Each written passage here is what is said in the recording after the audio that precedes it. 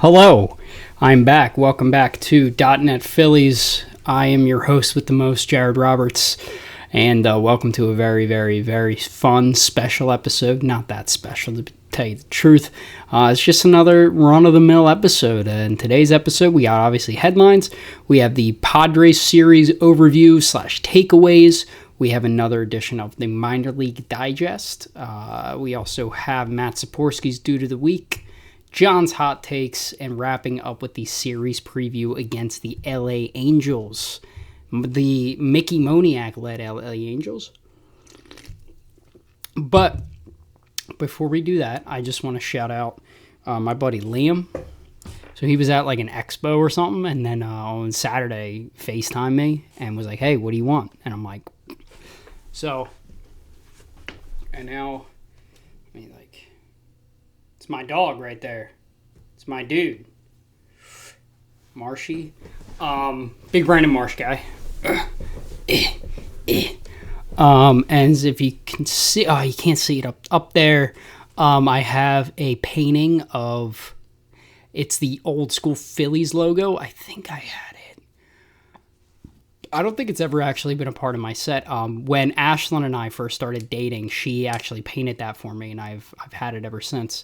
One of my favorite things. And then obviously back here, I have my my Walking Dead Rick and Negan thing. I'm finally starting to decorate my new area that I have since I moved. So it's good to because it adds some personality. It feels like home. You know what I mean? I know it's a cliche thing to say, but it's the truth. It feels like home again. So let's just get right into the good stuff. So in terms of headlines, Ricardo Pinto has been designated for assignment to make room for Taijuan Walker.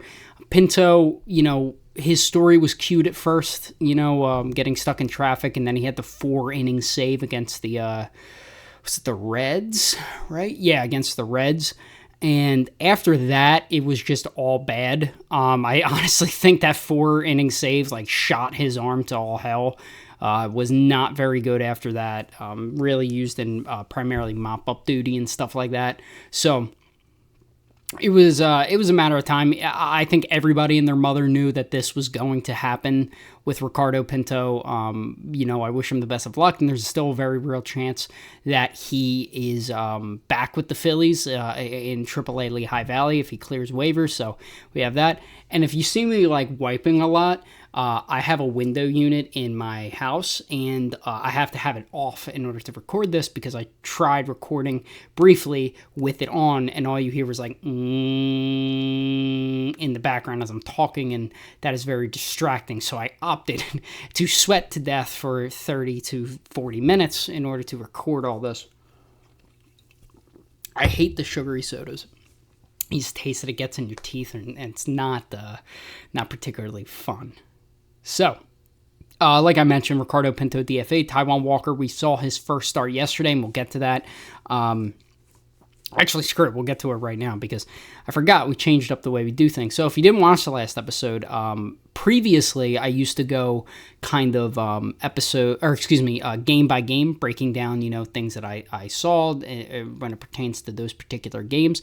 I instead am now just kind of doing takeaways from the entire series. I think this works better as a more conversation format that I'm trying to do here. Instead of a news kind of thing, I'm trying to get more towards conversations, because that's what really in baseball is all about. It's just having conversations about different players, different things you took away, and I feel like it gives me room to kind of talk a little more and not really be as factual, being like, oh, X, this happened, then this happened, then this happened, then this happened, and this is how I feel about it. I feel like with the takeaways, I can kind of just talk to you guys about it. In terms of the takeaways, the Phillies swept the Padres. I might title this episode, That's What's Into Electric Boogaloo. I'm actually going to write that down. Hold on. I need a piece of paper. Give me a sec. I got to write this down. Where's it? Do I not have a pen in here? Damn. I thought I did.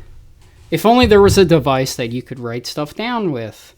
I'm going to write it down right now because that's a great name of an episode. So, episode 78. That's what's in 2 Electric Boogaloo. Because I always like making fun of the Padres fans because it's objectively funny. Phillies have just, since the NLCS in 2022, have just simply owned the San Diego Padres franchise. It's actually pretty funny.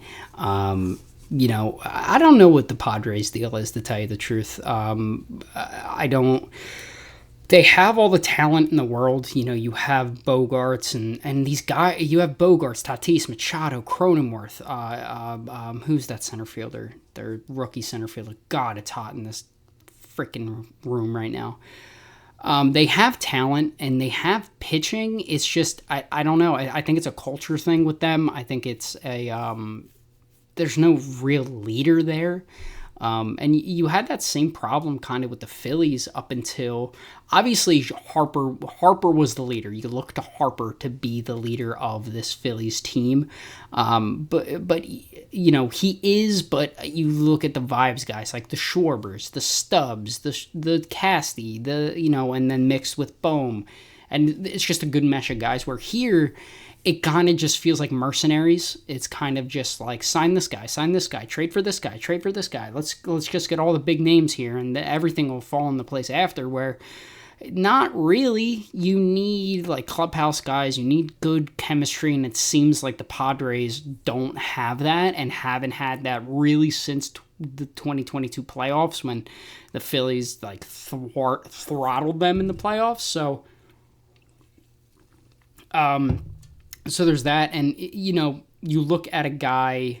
I mean, there was a real chance, and I remember I kind of talked about this back in the 2022 to 2023 offseason when the Trey Turners, Andrew Bogarts, Dansby Swanson, like that class of shortstops. Briefly, I said in terms of signing guys, I said, do you sign Xander Bogaerts and a Carlos Rodon? Kind of like a little bit less for Bogarts and a little bit more for Rodon. Obviously, instead they went with the big contract for Turner and then the big contract for Taijuan Walker. What does this Phillies team look like with a Xander Bogaerts? I don't know. Luckily, we don't have to find out. And the fact that the Padres have like 6 shortstops and none of them are playing shortstop, so they have Bogarts, shortstop, Machado, shortstop, Tatis, shortstop, Cronenworth, shortstop. Was there anybody else? I think it's 4. Like 4 shortstops, and none of them are playing shortstop. You have Ha-Seong Kim playing shortstop. Very good player, by the way, Ha-Seong Kim. So, some of the takeaways, the Phillies offense is just clicking on all cylinders from 1 through 9. Schwarber, he's going to walk a lot, strike out a lot. We know what we're going to get with Schwarber in the leadoff spot, and I don't want to hear, he shouldn't be a leadoff hitter, he stinks. The Phillies just win when Kyle Schwarber is leading off. I can't explain it. I don't understand it. I will not pretend to understand it, but that's just how it is. They win when Kyle Schwarber is in the leadoff spot. There's that. Number 2, Trey Turner has been on another level since the standing ovation, and even to start the year, the first couple of series, I was like, oh God, are we doing this again with Trey? But no, he stomped all those rumors, and he's like, this is how it is, this is what I'm going to do, and we're going to go from there. Harper is Harper. You get to Real Muto. Really, Real Muto has been more good than bad. And then you get the Alec freaking Bohm. Alec Bohm, man. Wow. Alec Bohm was breaking out in a huge, huge way. Something that the Phillies saw when they drafted him. And we've seen flashes of this player, really consistent bat-to-ball skills, driving the ball. But now he is just squaring up everything. Extra base hits, driving the ball, not slamming it into the ground, not pulling the ball. He's on another freaking level right now. And I love Alec Bohm. Alec Bohm's my dude. I love him. I remember his MLB debut. It was 2020, obviously. and I went to a comedy show at Soul Joel's in, I forget where it was, but I was going to see Big J. Okerson, and there was actually a fight that broke out on during that, and I remember that was Alec Boehm's debut because I was watching on my phone because I was very hyped to see Alec Boehm. So Alec Boehm, certified dude. And then let's see. I mean, you get to Marshy, my dog, Brandon Marsh.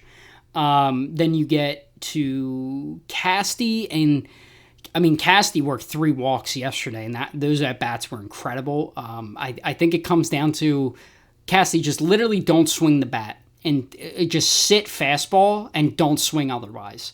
Because you know you're going to get a fastball, you know you're going to get a lot of balls out of the zone because you chase. So if any given point, just hold off, just boop, boop, and that's kind of what he did. And he even battled back a little bit during this game. He looked kind of more locked in, not to chase. He battled back 0-2 in the first 2 at-bats that led to the Bryson Stott two-run home runs.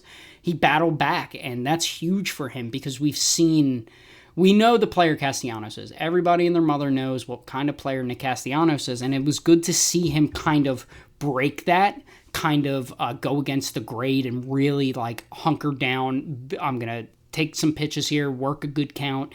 It's awesome to see that. Truth be told, I don't know what kind of player we're going to get from Nick Castellanos. I don't know if we're getting 2022. I don't know if we're getting 2023. I don't know if it's some weird hybrid that we're about to get. I'm here for walking Castellanos. I'm all here for it. If that's the game he wants to play now, then that's the game he wants to play. I'm not going to stop him. You know, if he wants to go out there and walk 1, 2, 3 times a game, walk is just as good as a hit. That's why we got Kyle Schwarber. Then we get to Bryson Stott, and man, Bryson Stott, he needed that, those 2 home runs. I actually in my notes had that, he kind of looked lost at the plate, but damn, he really put me to shame with those 2 home runs yesterday. Looked a lot more comfortable. One thing I can say about Stott is sometimes when a player is struggling offensively, you can kind of see it in their entire game, meaning defensively, kind of working at bats and stuff like that. With Bryson Stott, I mean, his defense hasn't skipped a beat. His defense is still elite at second base. I think he's going to win a Gold Glove, and my God, my back is so sweaty right now. Probably doesn't help that I'm wearing a crew neck, but screw it. I had to do it for the boys. Brandon Marsh, my guy. Because, Stott's defense is always going to be good. But then you get to offensively, and offensively he's been slow to start. He's batting like 230, striking out a lot, which is very uncharacteristic of him, and just not really working good at bats. It's good to see him get, a couple home runs. Maybe that'll start to get him hot because, God, this lineup is already scorching hot as is. Add Bryson Stott to that. Hell, even add Nick Castellanos to that. It's huge. And then Johan has been very, very good for a decent stretch here. And obviously we know what he's going to do defensively. He had that amazing catch yesterday to Rob Tatis because when that ball left the bat, I'm like, oh, God, here we go. It's a double. And here's the Taiwan spin and everything like that. But no, tracked it down, flagged it down, was able to get the out there, which is huge. And then you shift to the pitching side, and we know the Phillies pitching has been so freaking good to begin this season. We'll get to Taiwan in a minute, but I really got to look at the 2 guys who started Game 1 and Game 2. We have Nola and Suarez. So Aaron Nola, back-to-back starts of 8 innings, which is huge. Really ever since that first start when he got shelled by the Braves. And again, I even said in that episode that it was kind of like a death by paper cuts kind of thing. Like he wasn't giving up a lot of hard contact. He was kind of getting screwed with the bloops, and the strike zone was a little weird, and he was walking guys. And it was just, I'm not making up excuses, but I can give a little leeway when it came to that game against the Braves. And again, it's the first start of the year. I'm not going to buy too much stock into the first game of the year. But then you get to, ever since then, he has been lights out. Ever since that start against Atlanta, he's been very, very good, living up to that $170 million contract that the Phillies gave him.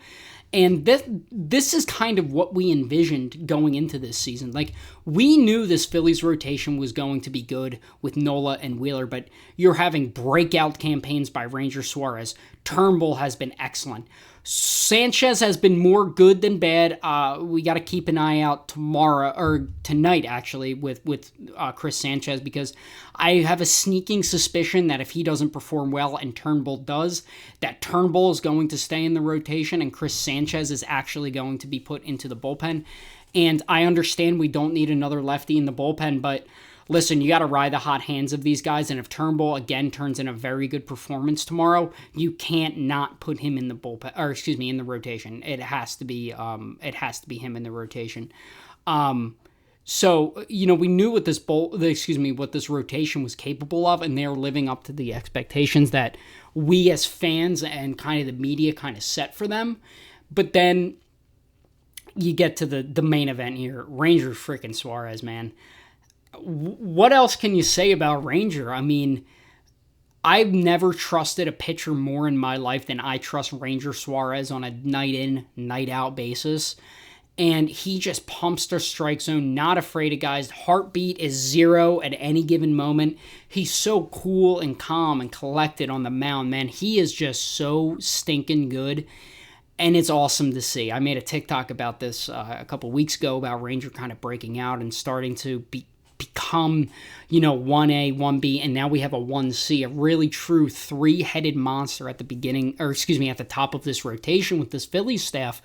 And it's awesome. It is just awesome to see Ranger break out, because we always saw the potential. In 2021, Girardi had him all over the place. He was a starter. He was a piggyback, a closer, a relief guy. Like, he was all over the place. And guess what? No matter what spot you put him in, he was going to perform at a high level. He had a 1.3 ERA that year with 100 innings pitched. Dominant. And now we're finally, last year he was hurt. He was hurt at the beginning of the year.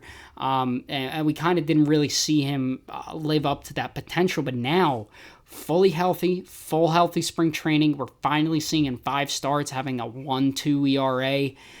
He's just awesome, man. I freaking love Ranger Suarez. He is so good, and might be buying his jersey as my next jersey second they sign that contract, because I have a tendency to kind of shoot myself in the foot and buy jerseys of players who aren't going to be here very long. Miles Sanders, Carson Wentz, Zach Ertz. Zach Ertz is like an all-time Eagle, so I don't feel bad about that one.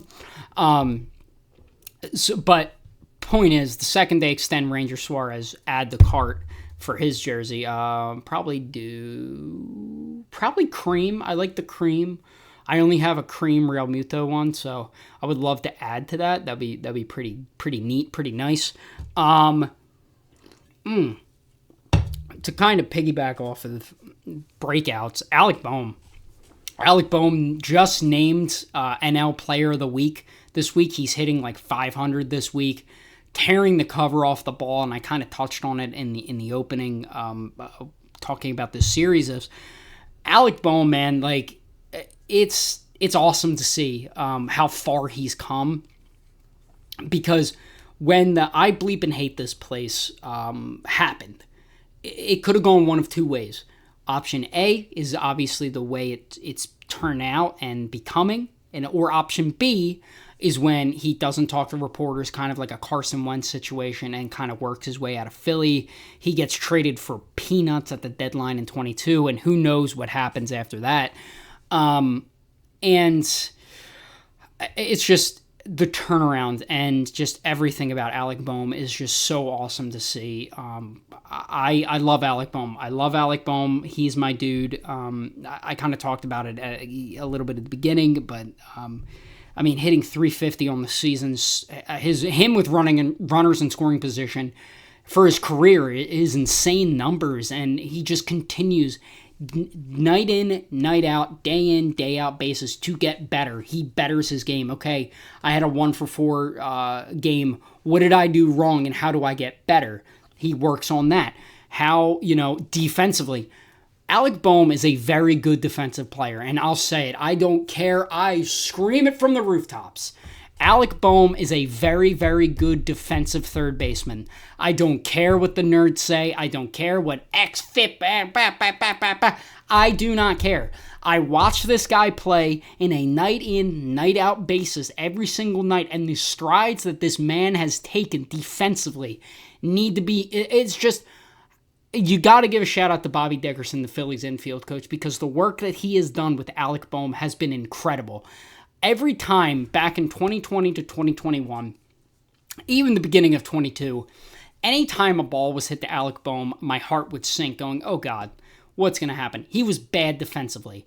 It really feels like ever since the I bleeping hate this place happened, every aspect of Alec Boehm's game has been elevated to the next level because I just think he knows the fans are here for him. He has the support of his teammates because they had that really great article that came out after that happened about Nick Castellanos kind of taking him under his wing, saying, hey, I've been through this. We're going to get through this. We're going to be fine. We're going to be fine. We're going to be fine. Because people forget that Nick Castellanos was a third baseman before moving to the outfield. And Alec Boehm, the strides that he's taken in his game, it's incredible. It is awesome to see. I love Alec Boehm. He is my guy, my dog, my dude, Alec Boehm. Looking at Sir Anthony, we obviously had that game in Cincinnati where he gave up the 4 runs and he looked bad, didn't know where the ball was going. Looks significantly better in that outing on Friday. Obviously, it was a big lead, and that's probably why Topper wanted to use him there, was kind of get his confidence back, be like, hey, you got this. I remember one of the things they were talking about in the broadcast and even in spring training is they're working on a new grip for his slider. But it's like, do you really need to do that? Because his slider is already a very elite pitch. So it's like, do we really need to work on his slider here? Because we know what he can do. With Sir Anthony, I think it comes down to fastball location. Because, again, I touched on this. I sound like a broken record here. But it kind of starts with locating your fastball. And I know this isn't rocket science to major league pitchers, but the second you can locate your fastball, everything else plays off of that. And if you don't have location for your fastball, hitters can immediately just get rid of, like, just throw that pitch out. Throw that pitch out, sitting slider, not going to swing. We see what happened in Cincinnati. He was able to locate a little bit better in this Friday game. So I'm praying, begging, pleading that Sir Anthony gets back to being the Sir Anthony of 2022 because it's been a rough stretch for him for a while now. So to see him get back would be huge and very, very important. I just realized I need to pull something up because I don't think... Okay. Just bear with me here. Baseball reference. Okay. Just gotta...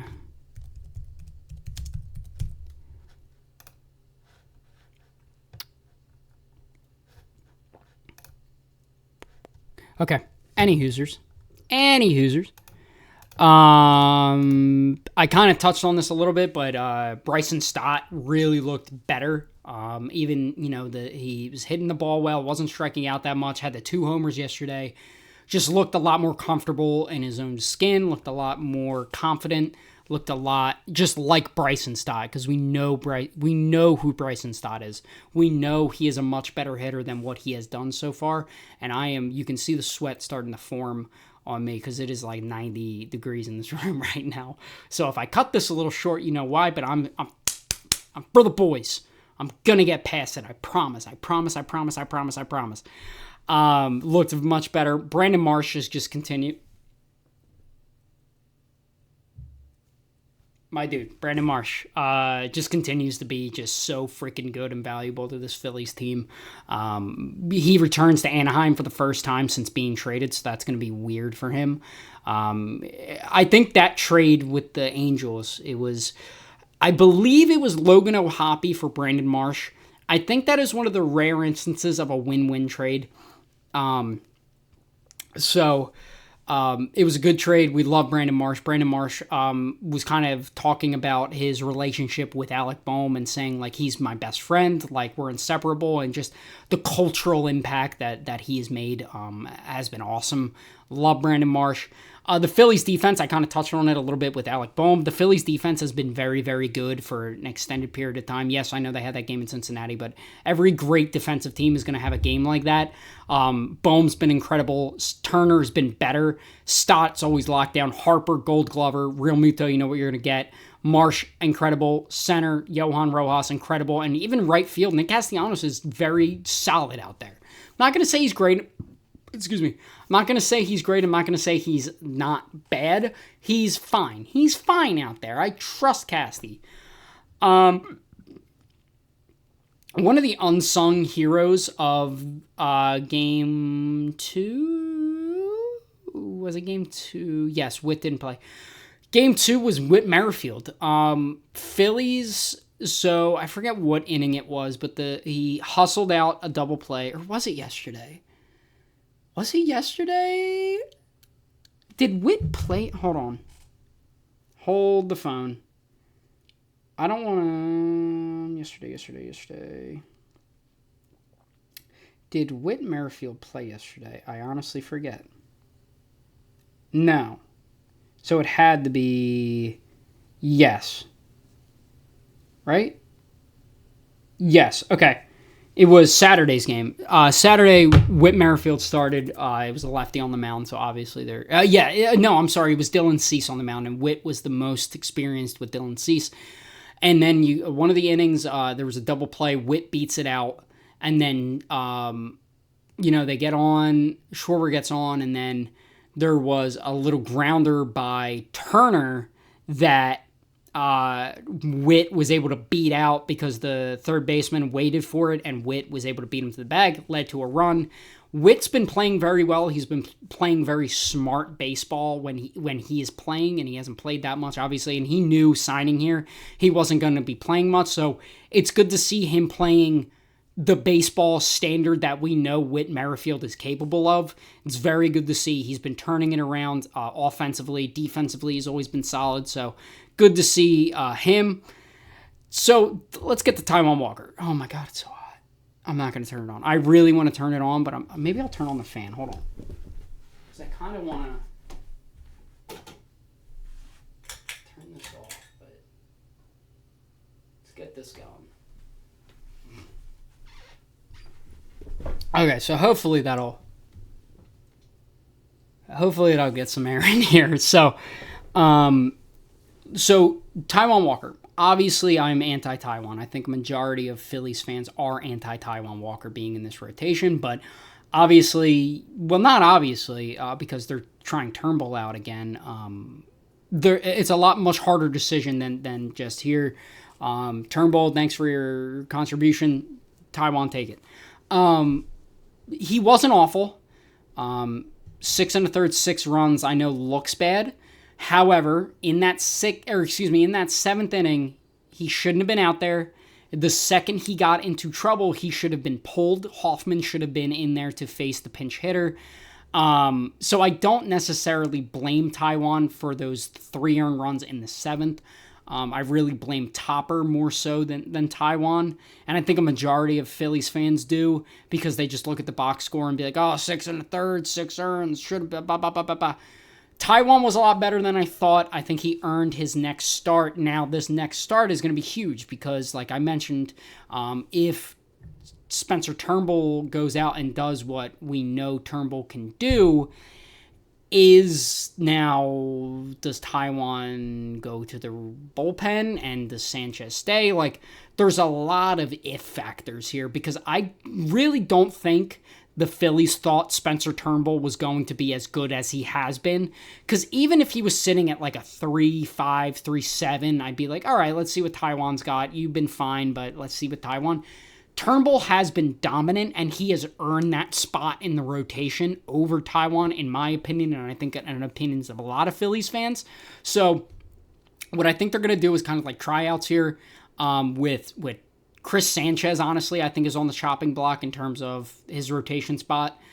You have Turnbull going tomorrow. Then you have another Walker start.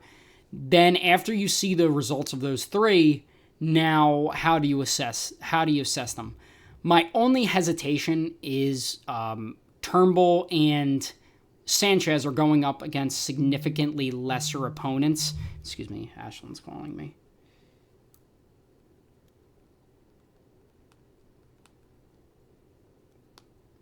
Sorry about that. So my only caveat to side a little bit with Taiwan here is he's going up the Giants line. Excuse me. He is going up against the Giants lineup, which is significantly better than the Angels, that which in Sanchez and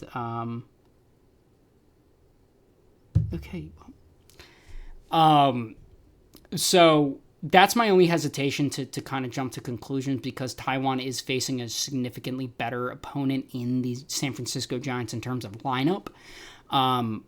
But he did just face the Padres and gave up 6 earned runs. And I know he shouldn't have been. I'm really going to say 3 earned runs.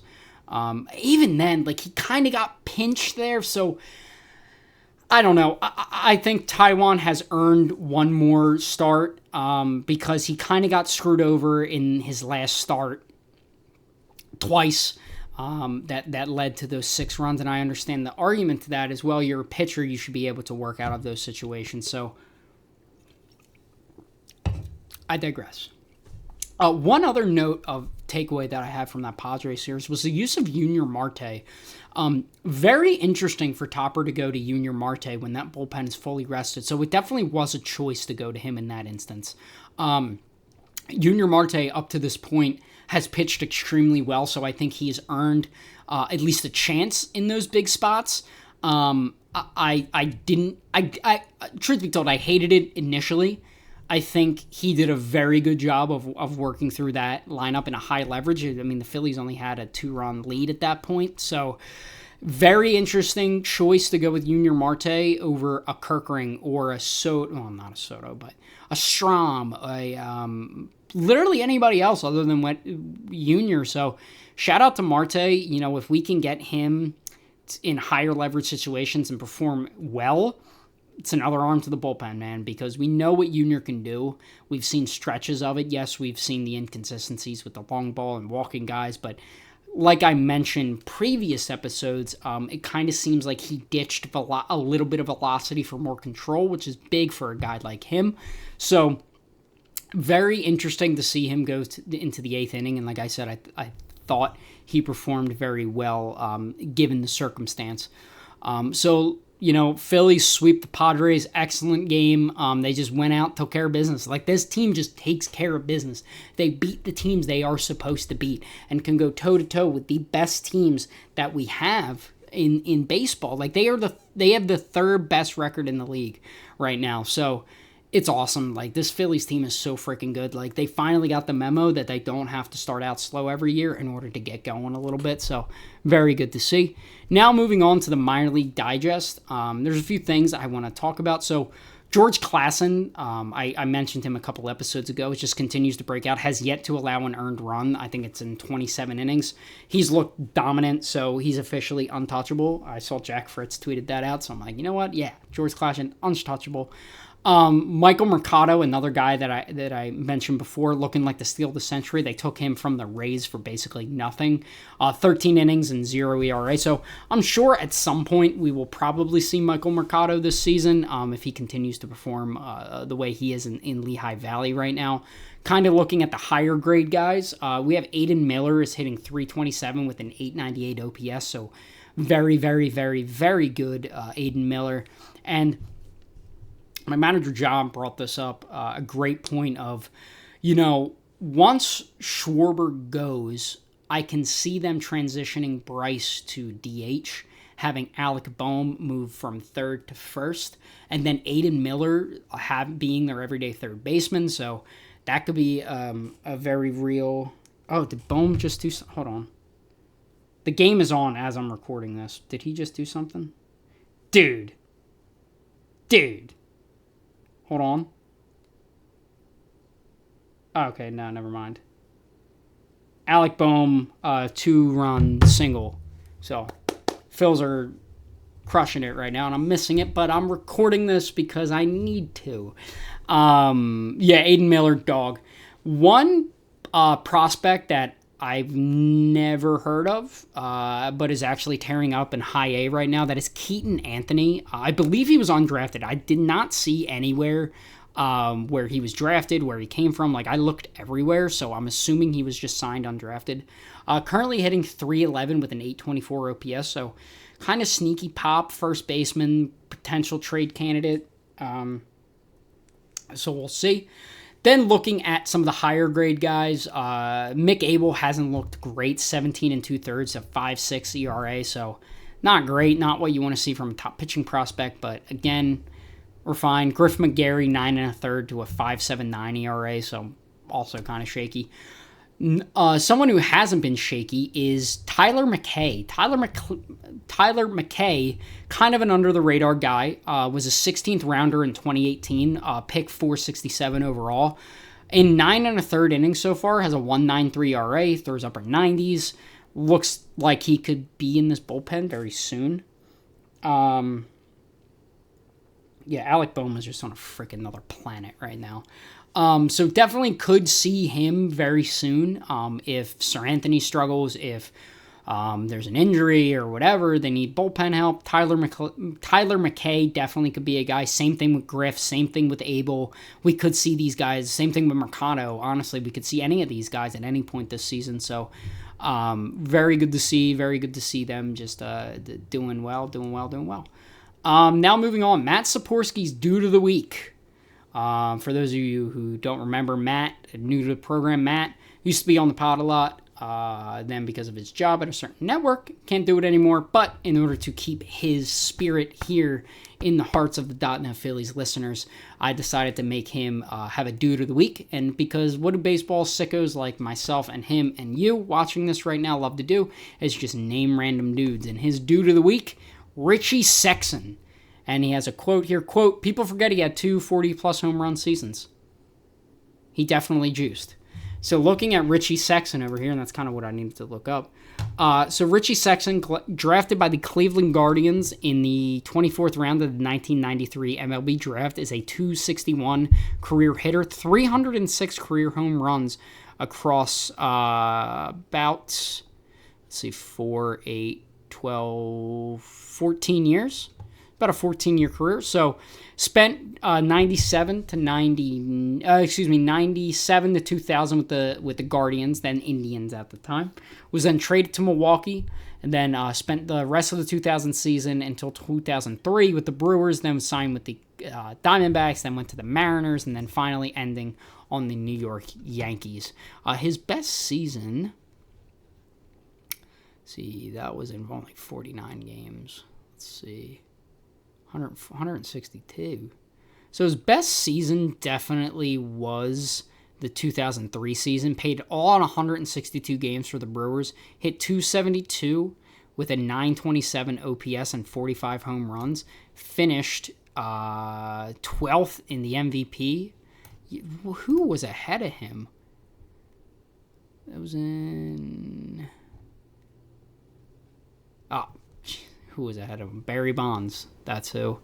Bonds, Pujols, Gary Sheffield, Jim Thome, Javi Lopez, Eric Gagne, Todd Helton, Sammy Sosa, Mark Pryor, Juan Pierre, Michael, Richie Sexson. So the fact that Richie Sexson had that year and still only finished 12th in MVP just shows how great the juice era was of baseball. So that's Matt Saporsky's Dude of the Week. We love you, Matt. We love you. Now, moving on to John's hot takes. John is my manager, and he has a lot of hot takes, so I'd like to talk about them. One hot take that I'm teetering on is he said the Phils are better off without Rhys Hoskins. Now, there's a lot of what if in there, because what if what if Hoskins never gets hurt? At the beginning of last year, you still probably have Schwarber in the left, Harper DH. Then you might never see Johan Rojas, and it's just a big chain of events kind of thing. So it was, I don't want to say this, but it was almost a blessing in disguise that Rhys got hurt. because then it allowed him to them to kind of go throughout everything without him last year. So everything happens for a reason. Will I say the Phillies are better off without him? Not necessarily, but not my hot take. The other one, this is it's lukewarm in my opinion, but he said Alec Boehm could win a Gold Glove from first and third. Now, what he means by this, because he needed to provide context to it, so he said if Alec Boehm was primarily a first baseman, he could win a Gold Glove, and he's a primarily third baseman, he can win a Gold Glove. I agree. We've seen the strides that he has taken in terms defensively, and it's been incredible to see. It's been incredible to watch. It's been awesome to see Alec Boehm do what he has done. So I agree with that. So now wrapping up with the series preview against the Angels, we have tonight Chris Sanchez versus Griffin Cannon, and it seems like they're shelling Cannon right now. Trying to see. Yeah, it seems like they're shelling Canning right now, so thank God. The game to watch for me is tomorrow, Spencer Turnbull versus Tyler Anderson. Tyler Anderson has been pitching extremely well, righty, so we're probably going to see the B lineup, so he might be able to carve through us pretty easily, so we'll see, and we obviously got to see what Spencer Turnbull has to offer, kind of fighting for his job, which is unfortunate because I don't think he deserves to be put in that spot. But that's neither here nor there. We then have Zach Wheeler versus Patrick Sandoval to close it out. Wheeler just looking to continue his run of dominance, and Patrick Sandoval could be a potential fill. I'll leave it at that.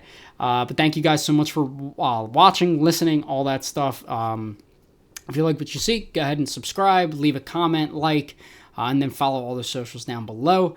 Thank you guys so much for listening. I will be back Wednesday after the game to talk about the Angels series. So once again, thank you guys so much for listening, and I will see you guys then. Recording stopped.